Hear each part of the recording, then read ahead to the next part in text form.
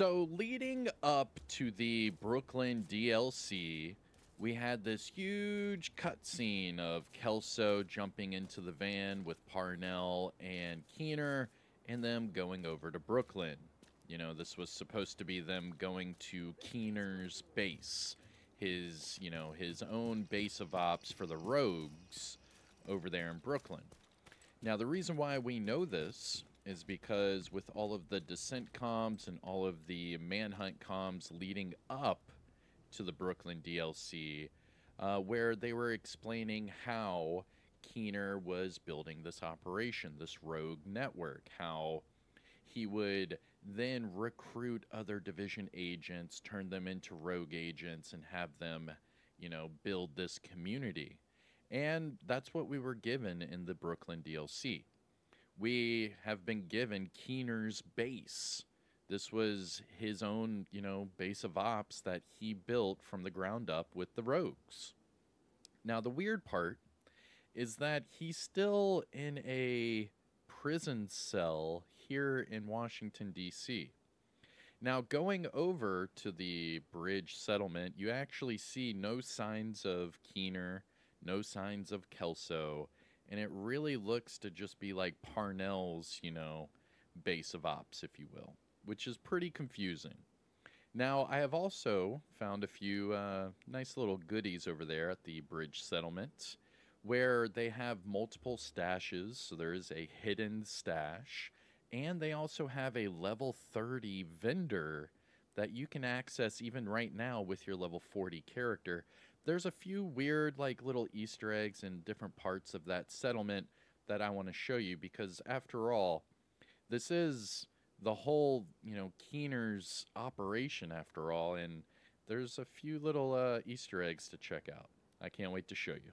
Here we go.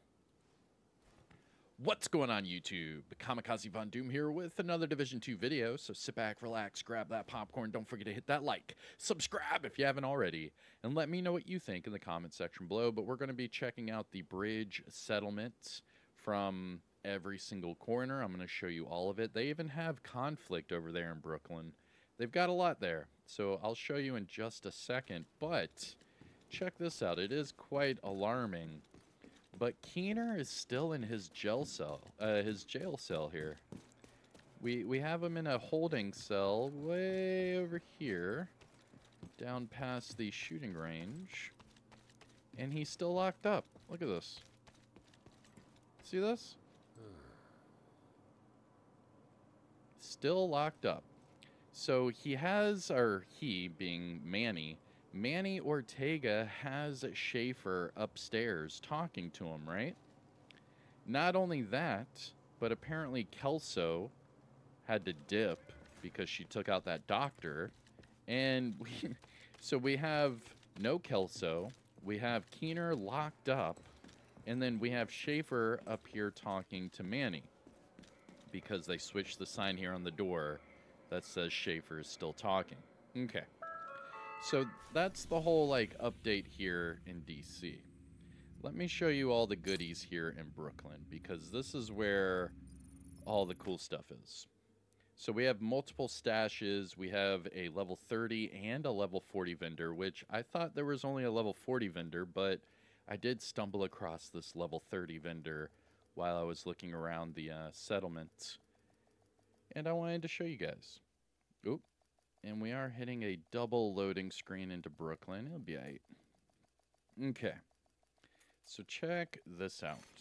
Entering safe area. So we're in the bridge settlement. This is Keener's base of ops, basically.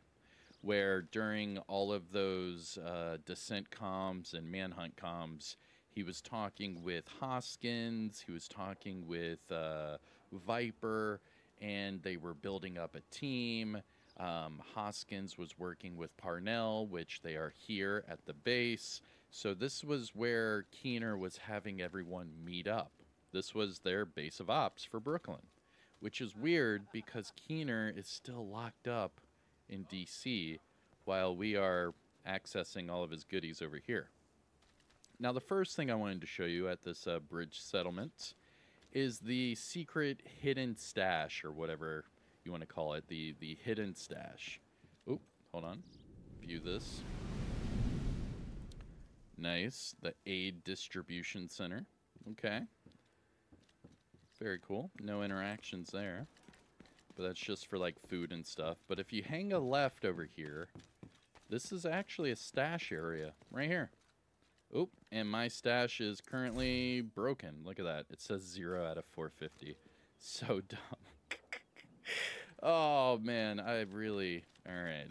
Let me try to fix that really quick. That's such a dumb bug. I really hope they fix this bug. But I don't want to continue on in the game when it's saying I have 0 out of 450 in my stash, because for some reason I get this feeling that it'll be like that forever, even though I know it's just a visual glitch. But let me just fix it anyways. Oh, now we're going to hit the long loading. Okay. Through the power of editing, I fixed the stash. Let me just tell you how. I had to log out, log back in. It didn't work, and then I went to Warlords of New York. So all I did was I went to my map, I fast traveled to Warlords of New York, checked the stash, and then came back. It fixed it. So now you have your stash right here. So this is actually a concert area in the bridge settlement, and this is also where you can matchmake to find other players. So you can interact with this, and there you go. And then you will have your full matchmaking board here in Brooklyn. So this is the first little area, which is pretty cool, because whenever you first log into the settlement or fast travel over here, you show up way up here. That way you don't even like think to go that way. Okay. Now the next cool area, we're going to go up here and go to the right, because there's a big terrace up here.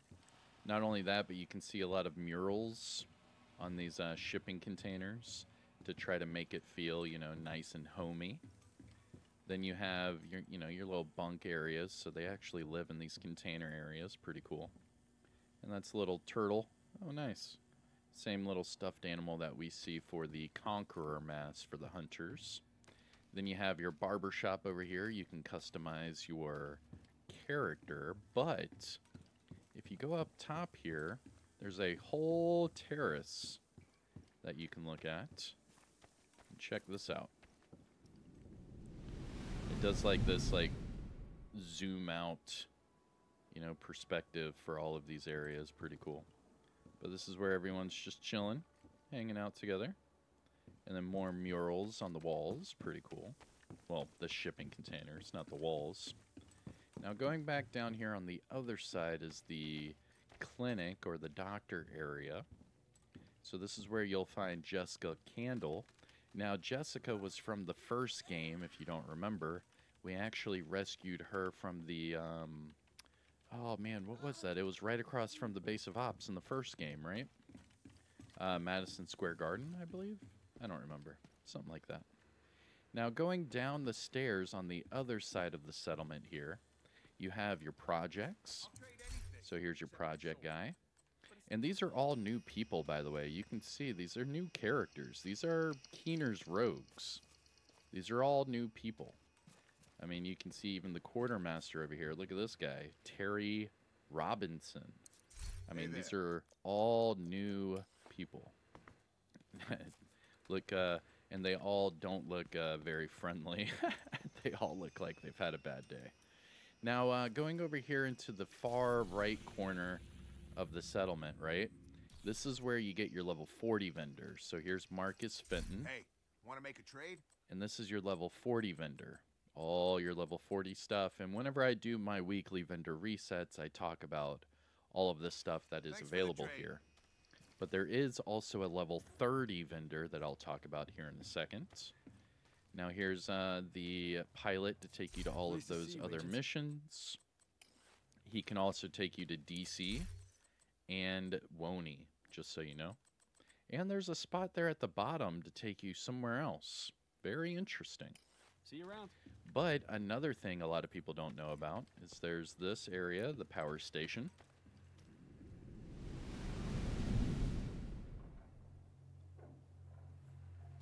And then there's actually a conflict setup right here. Look at that. Nice little conflict setup. And then you can play conflict over here. Not too Be shabby. safe. And then again, this is another new character right here, Willa Bradford. These are all different people. Pretty wicked. Now, we're about, what, halfway through the settlement at this point. And then we go over here to where Theo Parnell is. Now, this is the actual inside of the bridge. And this part opens up after the refinery mission. Because you have to go in here and you have to talk to Parnell. But this is where all of their servers are. And this is where all the hunter masks are whenever you do all of those. Now, I will have full breakdowns of each of these masks and everything coming this next week.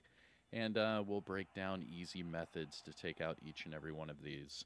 Because you can do them on all of your characters separately, which is pretty cool. Now, another thing is if you go up here, this is where they have another holding cell, which is kind of funny because you would think maybe this is where they would have Keener. But Keener is still in DC, but instead we have the Rat Queen here. And she's just circling, you know, in the interrogation area. Pretty cool. And here we go. Severe threat alert. We're at a number 2 for the severe threat alert. Let's see why. Oh, we have a lot of open world things we could take out, I guess. I don't know. Everything else is already green, so I don't know why it's on a threat 2, but there you go. And coming into here, this is where Parnell is chilling. So you have the Marauder blueprint, the Marauder that he made. You have the cool computers over here, and then, of course, the safe. And this is where that 3D printer is that they made not only the Eclipse Protocol virus, but they're also making vaccines and medicine for the, the allies here in Brooklyn. Now, spoilers at the end of the story for the Brooklyn DLC, there's a lot of back and forth between Hoskins and Parnell about this 3D printer, because it's the same 3D printer that they used during Warlords of New York to try to take out DC with that Eclipse Protocol, remember? So I'm not sure exactly where that storyline's going to go.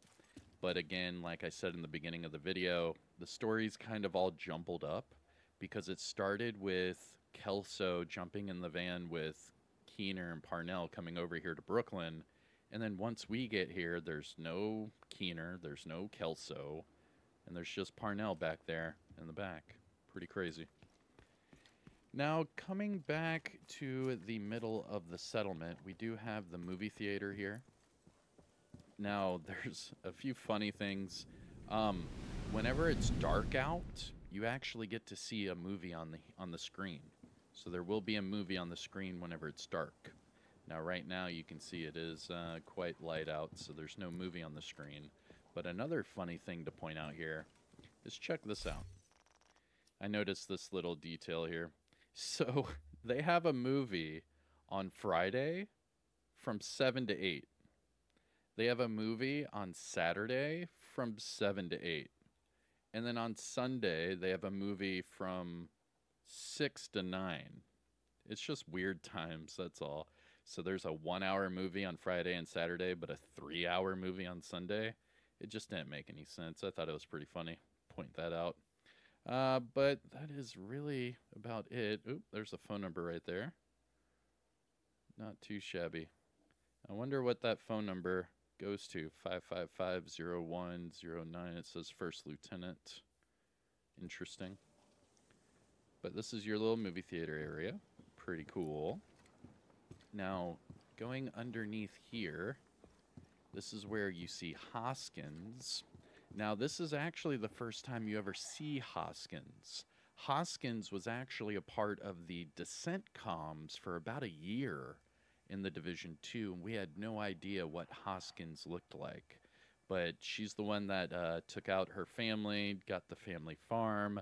She went to Chicago and then went over to Silver Creek, found the Hunter's thumb drive, and then came back here to Brooklyn. And then that's how we took out all the hunters here in Brooklyn, is because she found the thumb drive giving us those locations. So, I mean, all the story was kind of coming together here But again, there's no Kelso and there's no Keener, so it's kind of like, I don't know. This is a weird gray area, like a limbo, where this is a rogue base of ops, but it's kind of been taken over by us, I guess? I don't know. Now, another thing I wanted to point out was this cute graffiti over here. Look at the, look at this character right here. It's almost like a marshmallow, like rabbit, almost. Look at this. I love it. I love it. And it's everywhere over here in the playroom, so check this out. Here's the playroom.